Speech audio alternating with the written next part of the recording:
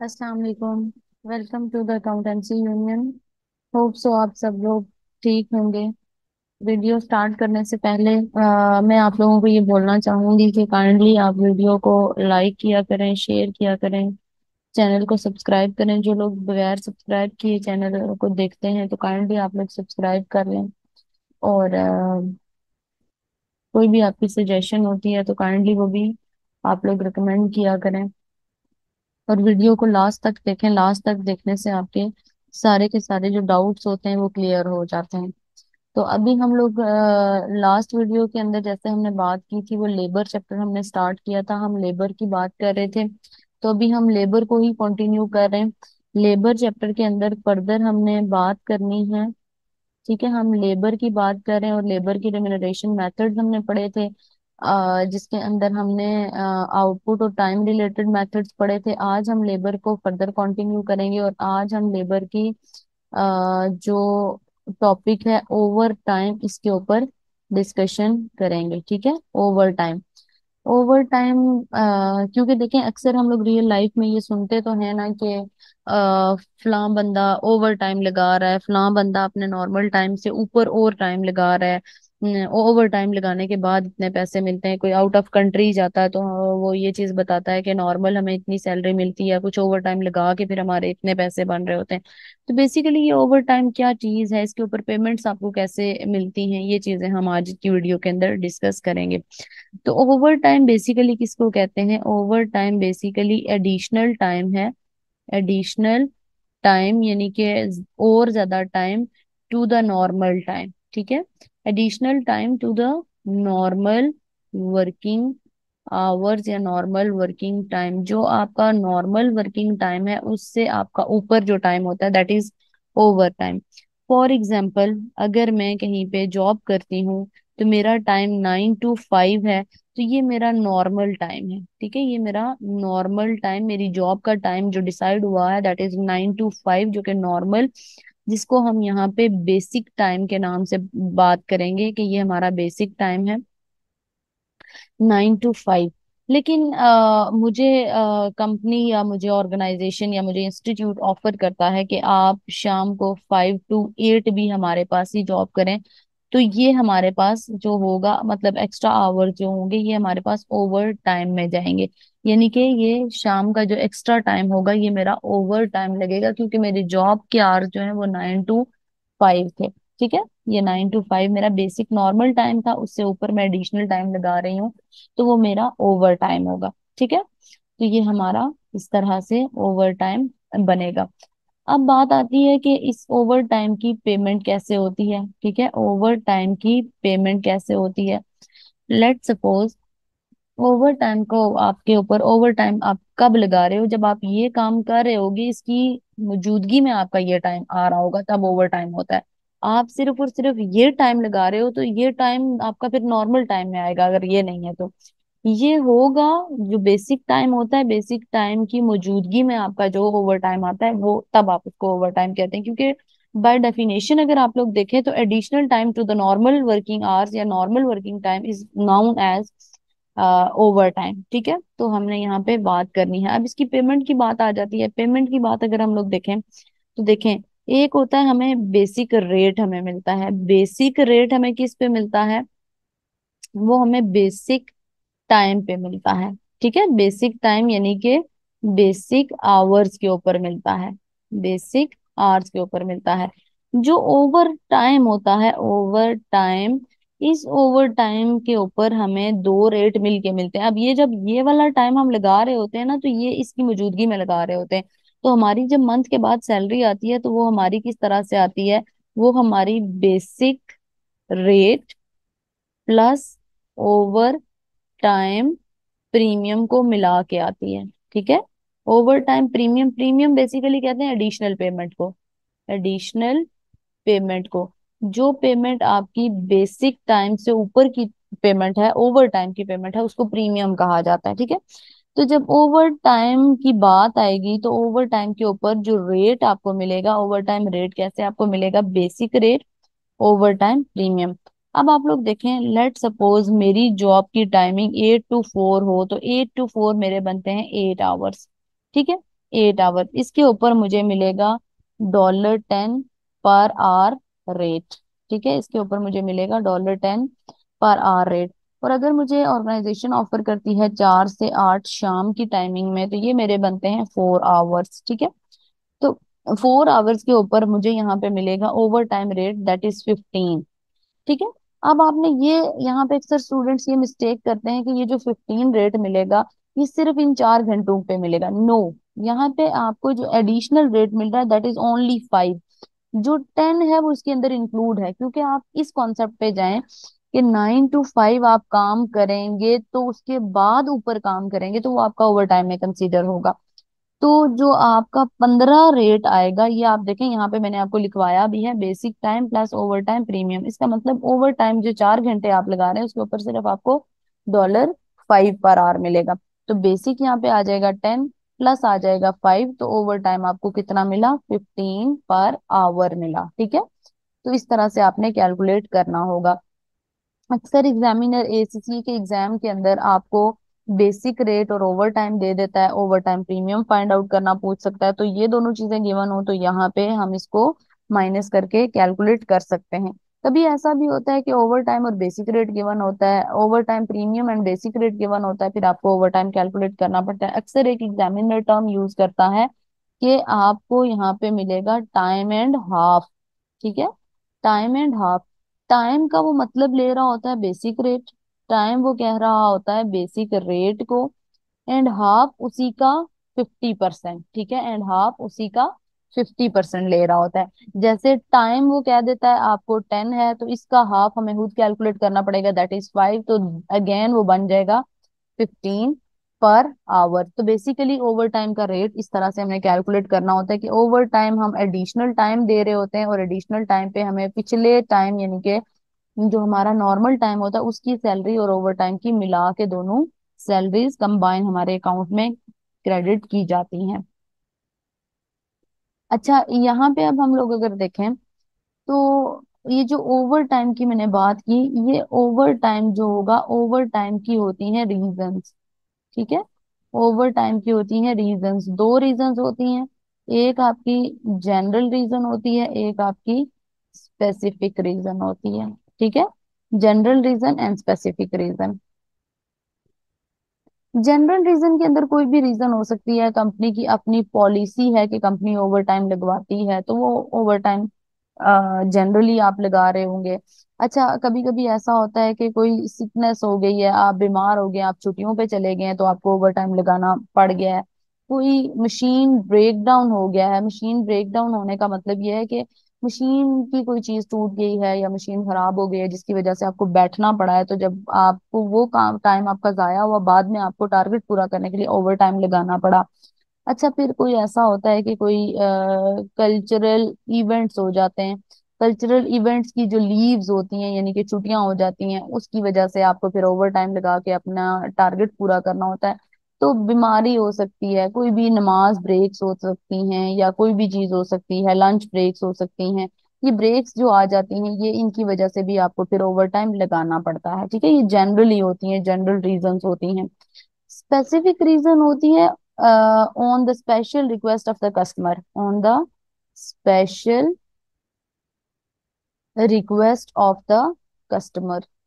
अब यहाँ पे होता क्या है कि देखें, जब फॉर एग्जांपल स्पेसिफिक रीजन की हम बात करें, एग्जांपल मैं देती हूँ कि लेट सपोज आप देखें ईद आती है, तो ईद पे जब हम हमने कपड़े स्टिच कराने होते हैं तो हम टेलर को कहते हैं कि इतने दिनों में या कल ही ये हमें कपड़े चाहिए, तो वो ओवर टाइम लगा के हमसे हमें वो ड्रेस स्टिच करके देता है। या कोई भी हम किसी को स्पेशल रिक्वेस्ट करते हैं कि ये चीज हमें कल ही चाहिए, कोई एक कस्टमर होता है जो स्पेशल रिक्वेस्ट कर रहा होता है कि ये अर्जेंट हम बेसिस के ऊपर आपने हमें जल्दी बना के देना है, तो वो जाहिर है वो टाइम ज्यादा लगाएगा। लेबर, हम लेबर का चैप्टर पढ़ रहे हैं तो वो पर्सन ज्यादा टाइम लगाएगा, तो ज्यादा टाइम लगाने के ऊपर वो ज्यादा रेट चार्ज करेगा, यानी कि वो हमें ओवर टाइम रेट चार्ज करेगा। और ओवर टाइम रेट कैसे चार्ज करेगा कि जिसके अंदर वो normal rate plus overtime premium भी ऐड करके हमसे पैसे लेगा।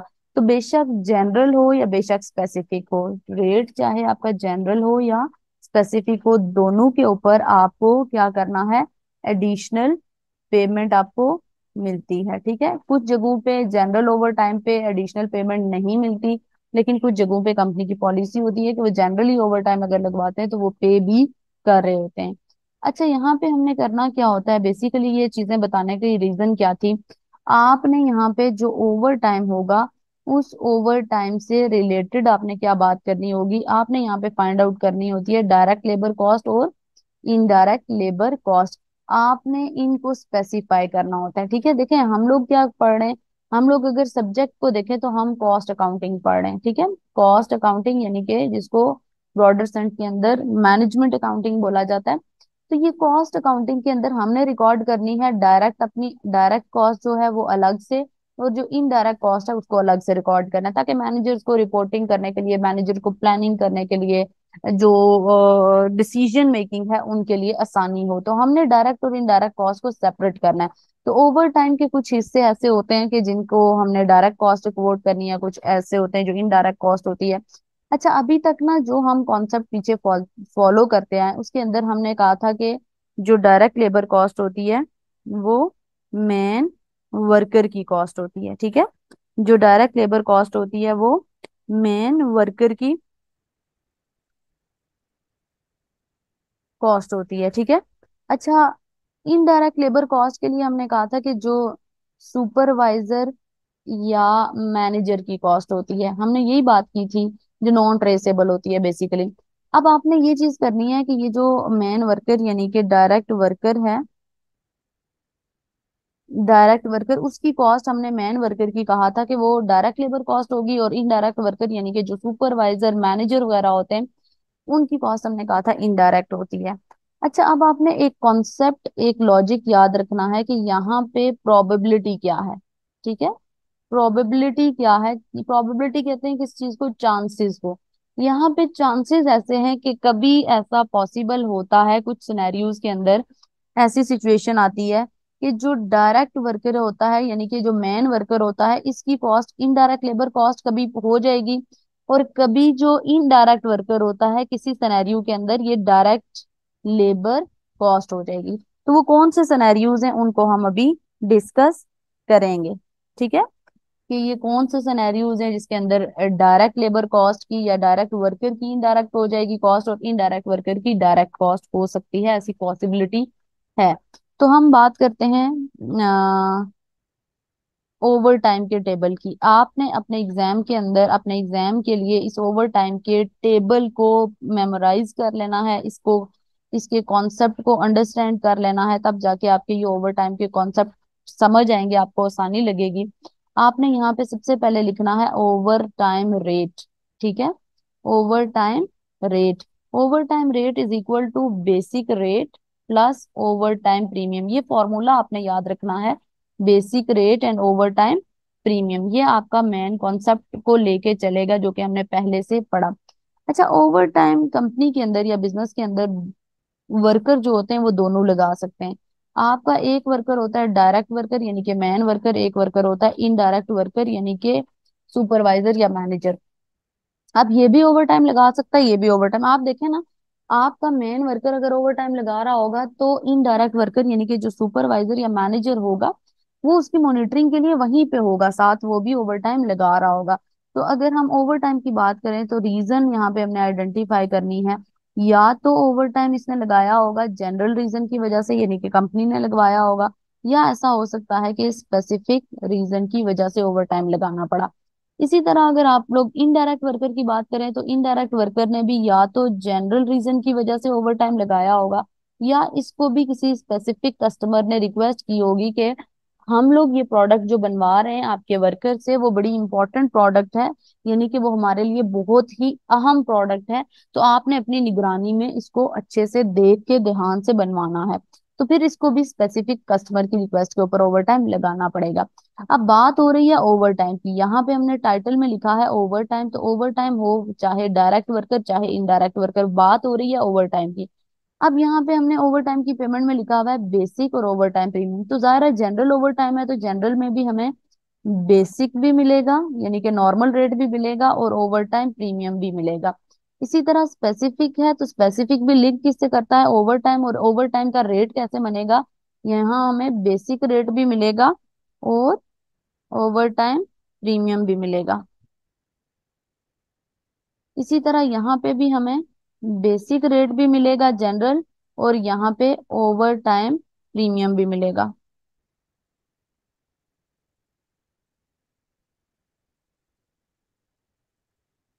स्पेसिफिक ओवर टाइम के अंदर बेसिक भी मिलेगा और ओवर टाइम प्रीमियम भी मिलेगा, ठीक है। यानी कि ये हमने बेसिकली ये वाली चीज जो ओवर टाइम रेट की चीज है उसको हमने अभी स्पेसिफाई किया है, फर्दर कैटेगराइज किया है कि आपको क्या क्या चीजें मिलेंगी। बात हो रही है ओवर टाइम की, तो जनरल ओवर टाइम हो तब भी दोनों चीजें आती हैं, स्पेसिफिक ओवर टाइम हो तब भी दोनों चीजें आती हैं। General over time direct worker indirect worker जिसका भी हो, ये चीजें हमें फॉलो करनी पड़ती हैं। अब बात आती है, यहाँ से हमने आइडेंटिफाई क्या करना था, यहाँ से हमने आइडेंटिफाई करना था कि which cost is direct and which cost is basically indirect. तो यहाँ पे जो बेसिक होता है डायरेक्ट वर्कर का, डायरेक्ट वर्कर जो मेन वर्कर प्रोडक्शन में इन्वॉल्व होता है, उसका जो नॉर्मल टाइम होता है, बेसिक टाइम होता है, that is traceable to the 1 unit of the product and that is direct labour cost, ठीक है। वो traceable to the 1 unit of the product है तो वो डायरेक्ट लेबर कॉस्ट होती है।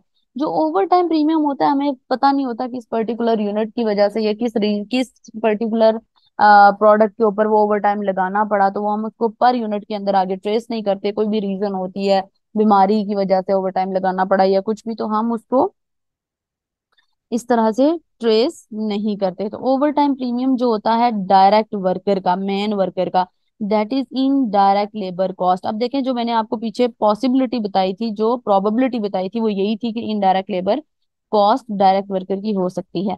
अब जब बात आती है स्पेसिफिक रीजन की, तो स्पेसिफिक के ऊपर किसी स्पेशल कस्टमर ने रिक्वेस्ट की हुई होती है कोई प्रोडक्ट बनाने के लिए या कोई बैच ऑफ प्रोडक्ट बनाने के लिए। तो जब एक ही कस्टमर कोई स्पेशल रिक्वेस्ट करता है, तो इसका मतलब यह है कि उसका बेसिक और ओवर टाइम हम एक ही बंदे के लिए किसी स्पेशल ऑर्डर के लिए लगा रहे होते हैं। तो जब स्पेशल ऑर्डर के लिए पूरा टाइम जो लगा रहे होंगे, वो बेसिक हो या overtime, that is traceable to the 1 unit of the product, तो वो डायरेक्ट लेबर कॉस्ट में आ जाएगा। इसी तरह अगर हम इनडायरेक्ट वर्कर की बात करें, तो इनडायरेक्ट वर्कर वो वर्कर था जो सुपरवाइजर था, जो सुपरवाइजर था यानी कि मैनेजर था, यानी कि जिसकी कॉस्ट नॉन ट्रेसेबल थी। तो इसका चाहे बेसिक हो चाहे ओवर टाइम प्रीमियम का हिस्सा हो, ये दोनों नॉन ट्रेसेबल होते हैं, इनको हम इनडायरेक्ट लेबर कॉस्ट का नाम देते हैं, ठीक है। इनडायरेक्ट लेबर कॉस्ट का नाम देते हैं। और अगर हम स्पेसिफिक की बात करें, तो स्पेसिफिक के अंदर बेसिक और ओवर टाइम, स्पेसिफिक है special request of the customer. तो जब आप special request of the customer के ऊपर जा रहे हैं, एक कस्टमर की request, request of the customer यानी कि किसी स्पेशल कस्टमर की रिक्वेस्ट या ऑर्डर को पूरा कर रहे हैं, तो जितना टाइम ये उस कस्टमर की स्पेशल रिक्वेस्ट को पूरा करने में लगा रहा है मैन वर्कर, उतना ही टाइम आप भी लगा रहे हैं, ठीक है। उतना ही टाइम उसी स्पेशल रिक्वेस्ट को पूरा करने के लिए आप ओवर टाइम दे रहे हैं, तो वो आपका ट्रेसेबल होगा, that is direct labour cost. तो देखें, जो पॉसिबिलिटी जो प्रोबेबिलिटी मैंने आपको बताई थी कि डायरेक्ट वर्कर की इनडायरेक्ट हो सकती है, तो ये डायरेक्ट वर्कर की कॉस्ट थी, और ये डायरेक्ट वर्कर की इनडायरेक्ट कॉस्ट बन रही है, और ये इनडायरेक्ट वर्कर की डायरेक्ट कॉस्ट बन रही है। तो वो पॉसिबिलिटी वो प्रोबेबिलिटी यहाँ पे आके आपकी पूरी होती है। तो ये ओवर टाइम का टेबल आप इसी तरह ड्रॉ करेंगे, आपको इसी तरह याद होना चाहिए, इसी तरह आपको आना चाहिए, तब आप अपने आवर्स को प्लेस करेंगे और आप इस तरह से अपने क्वेश्चंस को इजीली सॉल्व करेंगे। अच्छा, यहाँ पे एक चीज और हम बात कर लेते हैं, ओवर टाइम से आगे लिंक करती है, दैट इज आइडल टाइम, ठीक है। आइडल टाइम, आइडल टाइम क्या होता है? आइडल टाइम बेसिकली होता है नॉन प्रोडक्टिव टाइम, ठीक है। ये होता है नॉन प्रोडक्टिव टाइम, यानी कि जिसके अंदर आपने कोई भी काम नहीं किया। आइडल कहते हैं बेकार को, मतलब जिसमें आपने कोई भी काम नहीं किया, यानी कि आपका जो फ्री टाइम गया जिसमें कोई भी काम नहीं हुआ। अब फ्री टाइम दोनों वर्कर का हो सकता है, डायरेक्ट वर्कर का भी फ्री टाइम है, इनडायरेक्ट वर्कर का भी फ्री टाइम हो सकता है। अब चाहे आपका इनडायरेक्ट वर्कर का फ्री टाइम गया है, चाहे डायरेक्ट वर्कर का फ्री टाइम गया है, इसको आप इनडायरेक्ट लेबर कॉस्ट ट्रीट करेंगे और इसको भी आप इनडायरेक्ट लेबर कॉस्ट ट्रीट करेंगे। आप एक रूल याद रख लें।